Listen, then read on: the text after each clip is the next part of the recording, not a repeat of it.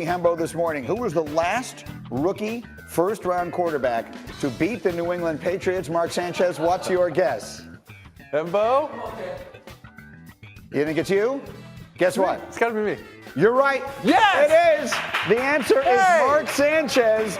In week 2 of 2009, beat the Patriots, who have won 11 straight such games since. You know what they say, every trash can gets a steak, right? No, I understand that. No, they don't say that. No one says that. Yeah, I don't know what you're talking about. All right, let's take a look last night if you didn't see it. Patriots defense entered Thursday night allowing just 239 yards and less than 7 points a game, and they were a nightmare for Danny Dimes. You see the tip and the pick on the play. First takeaway of the game for the Patriots as they work that defense. John Simon makes the interception.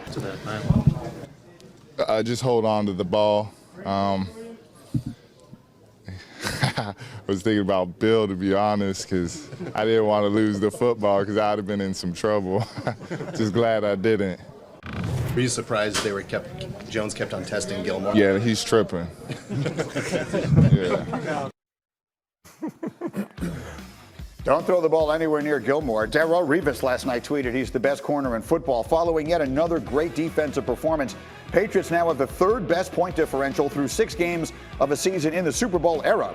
It's not only the best ever for a Patriots team, it's the best since the '99 Rams, who wound up winning the Super Bowl that year as well. And so we're going to talk more about the Patriots as the morning continues. But the guy they played, again, the rookie who didn't beat him last night, Daniel Jones, playing without basically all of, I think the top 4 offensive weapons were not in this game. How do you assess what he did last night? He's shorthanded. There's no doubt about it. You can't dispute that. However, I know Pat Shurmur's talking to him about where he extends that play in the pocket. He's patting the ball, goes through 8 resets or whatever. Internal time clock. Your internal time clock has to go off, and in a game like this, when you're patting the ball that long, just get rid of it. Show me that you can live to see another down. I know for a fact that's a Pat Shurmur staple. He's going to remind him of that, and those are growing pains for a young quarterback. Yeah, Mark, my concern right now is Daniel Jones. You watch the game and you watch the film again. He starts to predetermine where he's going to throw that football. Just like Van Noy said, he's tripping trying to throw to Gilmore, and yet he just says, you know what, I think that I have the guy open over there, and as soon as the ball snaps, that's where he's going. You can't do that as a rookie. I 100% agree. And the other thing, throwing at Gilmore, you don't want to do it with the tight end. He was throwing to Red Ellison. It's a matchup thing. But once again, in that first interception, into too much traffic. All fixable things. It's not like he's lacking ability. These are just mental errors that will get fixed over time. That said, he seems to have some confidence. He seems to have some accuracy, which was the big question coming in. And he's playing without any of his guys.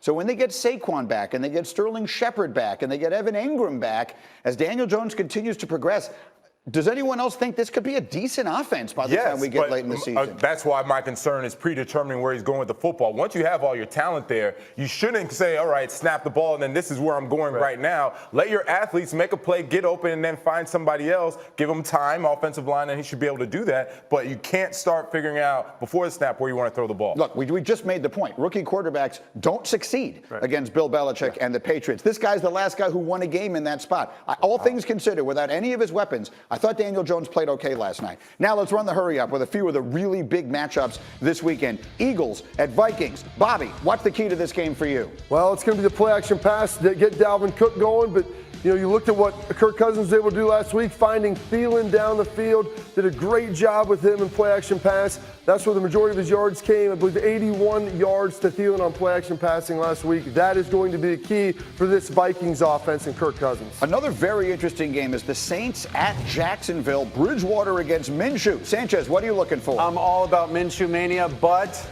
I'm going with the Saints. I love what Teddy Bridgewater did on the road at Seattle.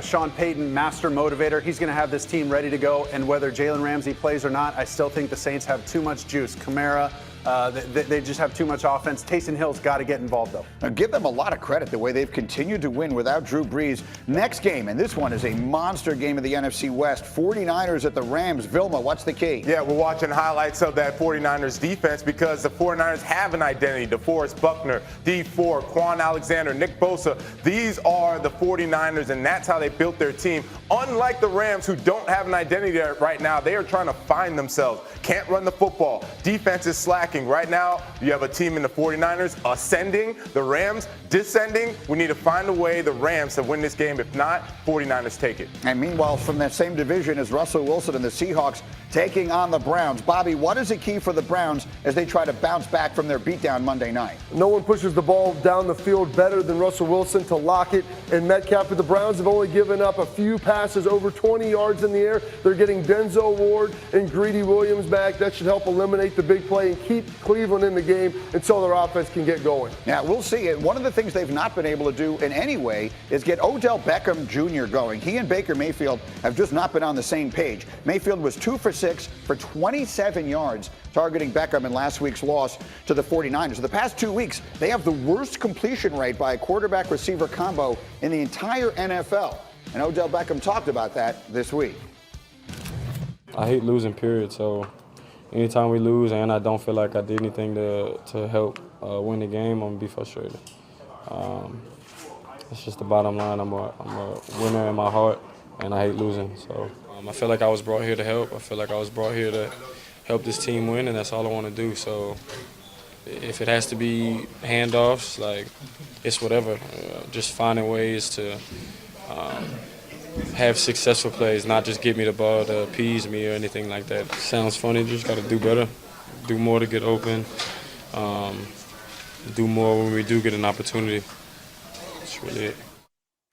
For what it's worth, he actually had a better QBR on Monday night than his quarterback Baker Mayfield did. He threw one ball and he threw it very well. But what are you seeing and hearing right now from Odell? Listen, 2009 with the Jets, we sneak in the playoffs. We kind of back our way in the playoffs. And Rex Ryan, Schottenheimer, and Matt Cavanaugh sat me down and they said, listen, you like this group of players you're with? Yes, I do, Coach. Okay, do you think you're a winner? Absolutely. You're a good competitor? Absolutely, Coach. Okay, well, show me, because the way you've been turning over the football is not going to cut it. All these guys are going to be gone. People are going to get fired. We're going to lose games, and we are done. So when Odell Beckham's talking about, hey, I'm a competitor, I'm a winner, this is what I do, then show me. You know what I mean? This kind of stuff, I understand you're competing so hard, you want it to work so bad. So here I am in 2009 forcing this ball down the field. Well, you can't do that. Show me that when you hold that football, you understand that you hold the hopes and dreams of the entire franchise in your hands. So show me that it's that important. That's all I'm asking for him. And he's literally one of my favorite players in the NFL. I'm not down on this guy. I just want to see it, because I would literally get caught looking at the pictures on the sidelines when we're supposed to be looking at the defense and looking up when we played against Odell to see if he was making plays. I hear everything you're saying. That's what I think he is. It sounds like you're putting a lot of the emphasis on Odell, when the emphasis shouldn't be on him, because he's saying all the right things. Now, the most important thing he said was, don't just give me the ball to appease me. That means stop giving me these silly little reverses and running the ball around, and stop having me throw passes, etc. He is one of the best wide receivers in the game, and you need to accommodate that as a coach. So why haven't they been able to get him? Because of Baker Mayfield, period. That's why they haven't been able to get him going. He's been inaccurate. Baker Mayfield, he sits in the pocket and throws a 7 route to Odell. Odell has to try to do a circus catch. Just throw the ball, baby. That's it. Well, I understand that, but hold on. He's on an ensemble cast, okay? You don't get all the solo shots with an ensemble cast. Yeah, I the hear ball's that. got to get spread around, and if the quarterback's only completing, what, high 50s, low 60% of your passes, Okay, but it goes back to my down point. your numbers again. Part of the reason is what they're asking him to do. He had a couple drops last week, but he plays the X receiver position. He's lined up on the left side a lot of the time. Baker gets flushed, and he always goes to his right. So he's been eliminated from his field of view. Like, I put this a little bit on Freddie Kitchens. He's your best player. He's one of the best players in the NFL. Right. Put him in the slot, move him around. That's something they did with the Giants that was really effective at. When you throw him in there, he's a guy that you can throw those slants. The catch and run ability of Odell Beckham Jr. is phenomenal. And they haven't really run him on a lot of short passes. He's double covered, Bobby, but move him. And that's exactly my point. We put the focus on Odell because of the comments he's made, but it's not Odell. Odell is saying all the right things. Yeah. It's, as you said, Freddie Kitchens. It's Baker Mayfield. They have to figure out how to get this man the football. He's too good of a receiver not to get him the football. I 100% agree, but when you get the football, whether it's a punt return or a handoff, he must protect it. Make the most of it. If the ball comes your way 2 times, I need 2 catches from you, because that might be the only time you see it. Interestingly, that little clip we just saw of him on the Giants, he's holding the ball the same way. That's how he holds the football. We'll see if sometimes it becomes a problem. Look at LaShawn McCoy. He's been carrying the football the same way for the last decade. Fumbled last week. And he did fumble last week. All right, again, they're losing in that game 31-3, so that's really not the storyline, but it could become a problem. Let me me take a break. I got much more coming as we go. If you've been waiting for another rivalry like Brady and Manning, your wait is over. I'll tell you why the next one starts this Sunday. Plus, Jalen Hurts with a chance to put his stamp on the Heisman race. Is he an NFL quarterback? Mark Sanchez is fired up with the answer. We're getting rolling. It's Get Up on ESPN.